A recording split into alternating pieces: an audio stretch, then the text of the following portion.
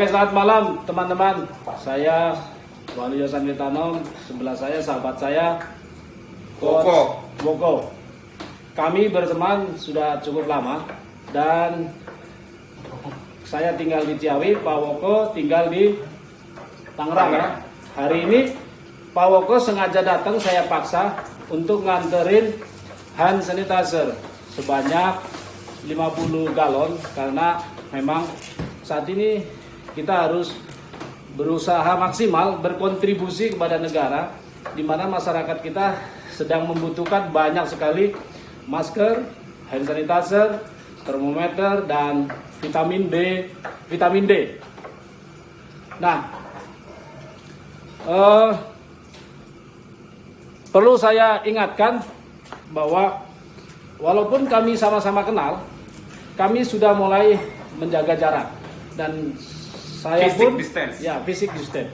Saya pun pakai masker, Pak Woko pakai masker. Ada hal yang menarik tadi adalah bahwa Coach Woko baru menyatakan bahwa beliau mau makan di luar di seperti restoran atau tempat makan biasa hanya di kafe saya Double L Coffee Shop karena kenal. Nah, apa alasannya Coach Woko?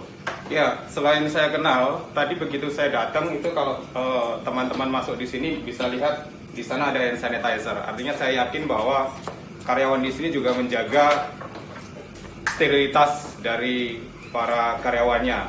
Dan juga ada hand sanitizer spray sama yang kita siapkan gel ditempel di tembok. Oke, Coach.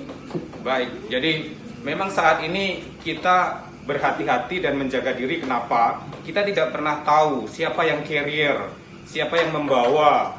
Karena si pembawa ini tidak ada keluhan sama sekali. Ketika hari pertama sampai dengan hari ke-14 itu tidak ada keluhan sama sekali. Tetapi kita, entah Anda, entah saya, entah siapapun itu, bisa tanpa sadar, tanpa sengaja, itu kemudian menularkan virus tersebut. Itulah yang tidak mudah kita kenali. Memang kalau kemudian pertempuran yang musuhnya itu sangat kelihatan, kita bisa tahu bagaimana kita menghindarinya. Yang jadi persoalan ini kita tidak pernah tahu adanya di mana. Ya, pasti teman-teman sudah membaca berapa lama dia bertahan di kayu, berapa lama dia bertahan di kardus, berapa lama dia bertahan di pakaian, berapa lama dia bertahan di logam dan sebagainya. Artinya yang bisa kita jaga adalah kita rajin cuci tangan, kita jaga jarak. Ini sangat penting menurut saya. Jadi siapapun kita ya wajib untuk sama-sama menjaga situasi ini, dan kita hanya bisa menang kalau kita patuh terhadap aturan, terhadap himbauan. Semua negara mereka sudah menerapkan bagaimana cara mereka untuk memenangkan terhadap virus ini. Dan Indonesia sudah mulai belajar dari negara-negara yang menang dan disesuaikan dengan kultur Indonesia, mana yang lebih sesuai. Dan hari ini yang dianggap paling sesuai adalah physical distance. Kita tidak boleh berdekatan, kita tidak boleh bersentuhan. Ya, kita ikutin saja dulu. Kita ikutin sampai kemudian kita menang terhadap situasi ini. Itu dari saya, Rom. Bagi saudara-saudara saya Muslim, saya tidak ingin mengganggu atau mempengaruhi atau apalagi mengintervensi tauhid kita masing-masing. Tetapi jika saya boleh saran, marilah kali ini tolong jangan menghimbau orang lain sementara jangan menghimbau orang lain untuk datang ke masjid. Ya, tentu saya sepakat dan kita semua sependapat bahwa masjid adalah tempat yang sangat dilindungi oleh Tuhan, tetapi persoalannya ikhtiar atau menjaga itu adalah lebih baik. Ada sabda Rasulullah bahwa yang mengatakan bahwa jika kita berdiam diri di rumah pada saat wabah, pahala kita adalah sama dengan kita berjihad walaupun kita belum mati. Nah, sehingga mudah-mudahan teman-teman peganglah hadis Rasulullah ini.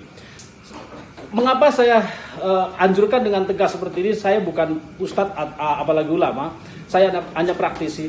Tetapi kontribusi kita di dalam agama jelas ada panduannya, yaitu sabda Rasulullah tadi. Dan kemudian panduan kedua, seruan ulama. Panduan ketiga adalah ulil amri kita, presiden dan pemerintah. Yang tadi Coach Boko katakan bahwa kita pun sudah belajar dari negara-negara lain yang sudah menang.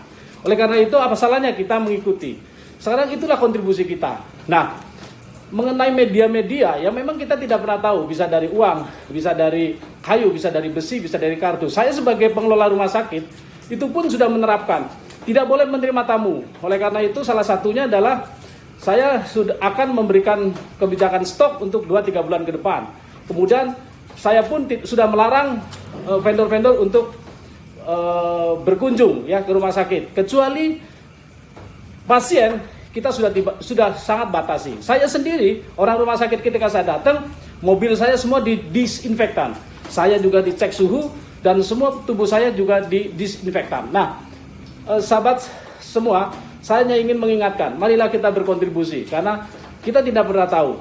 Kita tidak pernah tahu siapa yang bawa carrier dan di mana virus itu sekarang ada pada faktor penghantar, yaitu seperti uang, kayu dan sebagainya.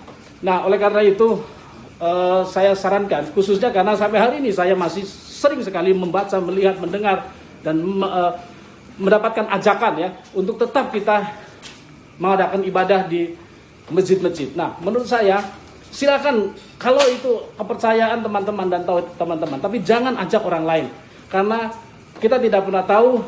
Di masjid boleh saja pakai disinfektan, tetapi orang yang carrier yang kita tidak tahu. Bagaimana caranya? Kita tahu bahwa tetangga kita carrier. Memangnya kita tahu dengan siapa mereka berhubungan? Dengan siapa mereka bertemu. Ini aja persoalannya.